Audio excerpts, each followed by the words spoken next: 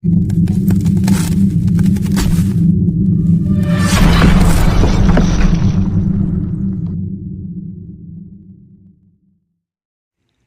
ini merupakan lanjutan kisah Dharma Yuddha Garuda saat Kartikeya berhasil membunuh Tarakasura. Dewi Laksmi berkata, begitulah berkah dari Dewi Skandamata membantu Kartikeya membunuh iblis jahat seperti Tarakasura dan menyelamatkan dunia. Setelah itu Dewi Parwati melahirkan Ganesha. Pada hari kelima Nawaratri kita menyembahnya. Mereka kemudian menyembah Dewi Skandamata. Kakak Sastri melihat makanan persembahan dan mulai lapar. Dia berkata, sampai kapan mereka akan terus berdoa? Aku baik-baik saja dengan mendengar cerita, tapi kendaraan Ganesha berlarian di perutku. Sudah cukup sekarang, aku tidak tahu berapa lama mereka akan melakukan ritual ini. Biarkan aku pergi dan makan. Kakak Sastri kemudian pergi dari sana untuk makan. Dewi Skandamata muncul di hadapan mereka dan berkata, aku terkesan dengan pengabdian kalian. Garuda, kamu pasti akan memenuhi impian ibumu di masa depan ketika orang berbicara tentang anak laki-laki yang ideal. Mereka akan menyebutmu. Semua impianmu akan menjadi kenyataan berkatku menyertaimu. Garuda berpikir impian terbesar ibuku adalah mengabdi pada Dewa Wisnu. Itu juga satu-satunya mimpiku. Aku ingin memenuhi ritual Nawaratri dengan penuh pengabdian dan menjadi kendaraan Tuhanku.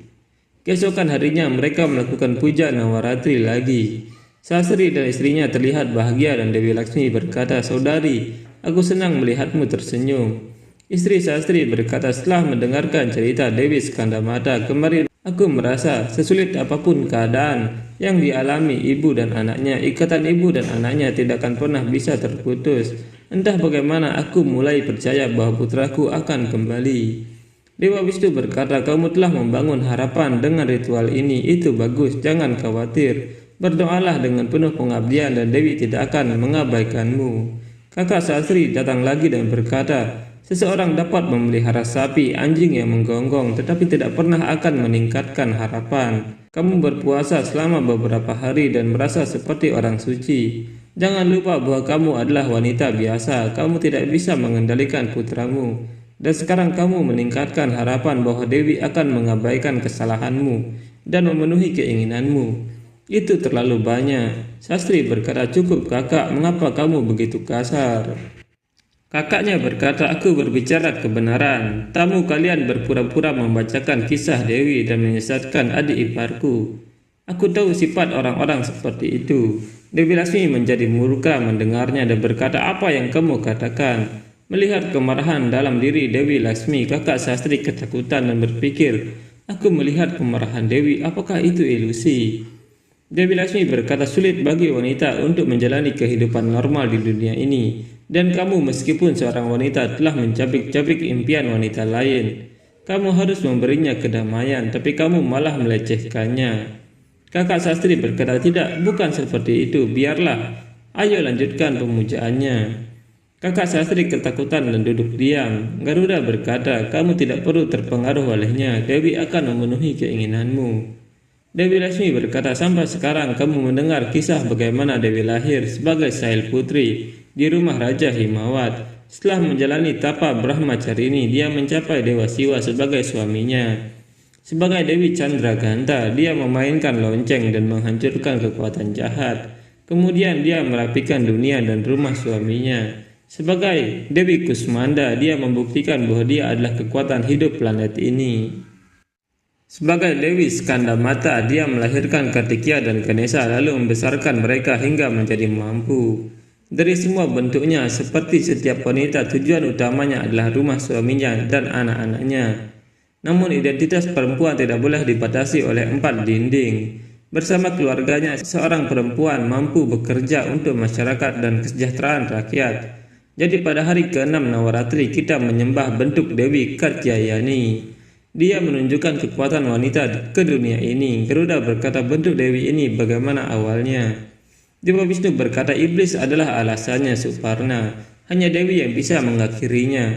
Iblis itu adalah Mahisasura. Dewa Wisnu berkata, Ramba dan Kramba adalah saudara iblis. Untuk menjadi kuat dari para dewa dengan menjalani meditasi yang keras, Ramba memuja Mahadewa dan Kramba memuja Dewa Brahma.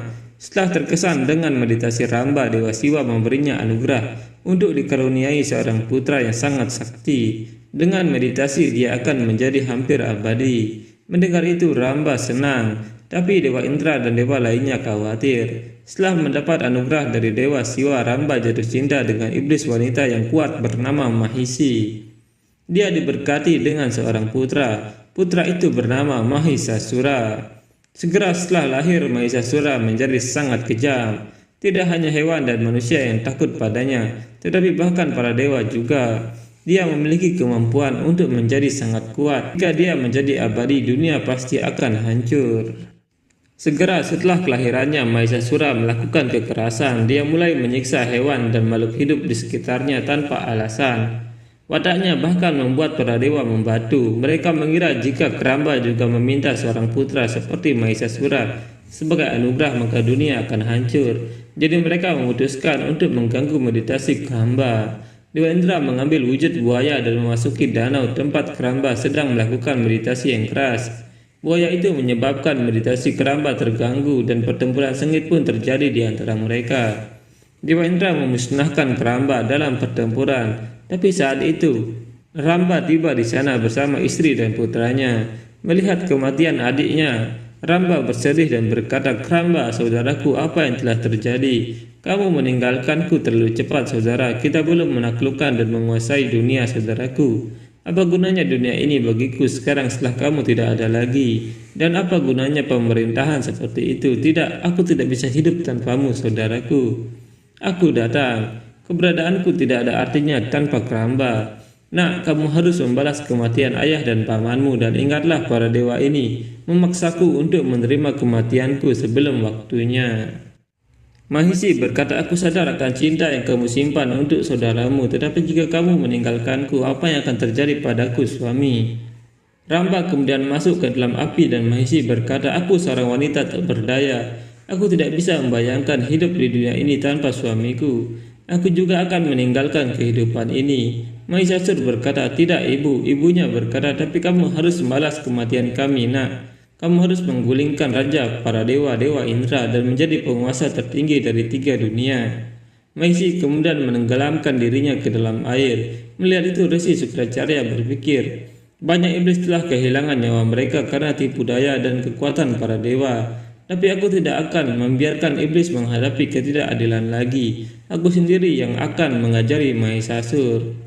Dewa Wisnu berkata, bocah malang itu menyaksikan jiwa paman, ayah dan ibunya meninggalkan tubuh mereka, dan sesuatu dalam dirinya hancur. Api balas dendam menyala terang di matanya. Dewi Lasmi berkata, Sukracarya, guru para iblis, dengan cepat mengenali kekuatan tak terbatas dari bocah itu.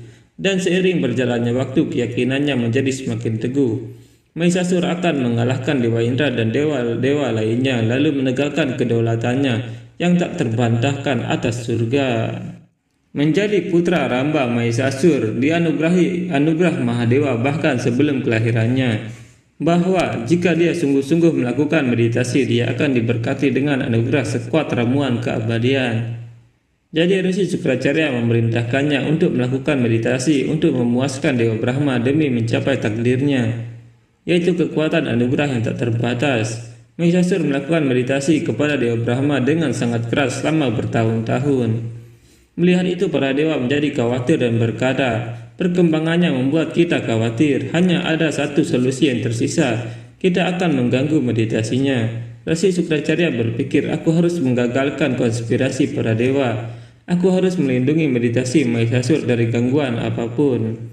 Resi Sukracarya kemudian membuat perisai pelindung untuk Mahisasur. Dewa Indra berkata, Dewa Baruna, lakukan. Tapi kekuatan Dewa Baruna tidak bisa menembus perisai itu. Kekuatan api Dewa Agni juga tidak berhasil. Begitu juga dengan kekuatan badai Dewa Bayu. Resi Sukracarya berpikir, kekuatan yang kalian miliki tidak begitu kuat untuk menembus perisaiku. Meditasinya pasti akan berakhir. Mahisasur pasti akan mencapai tujuannya.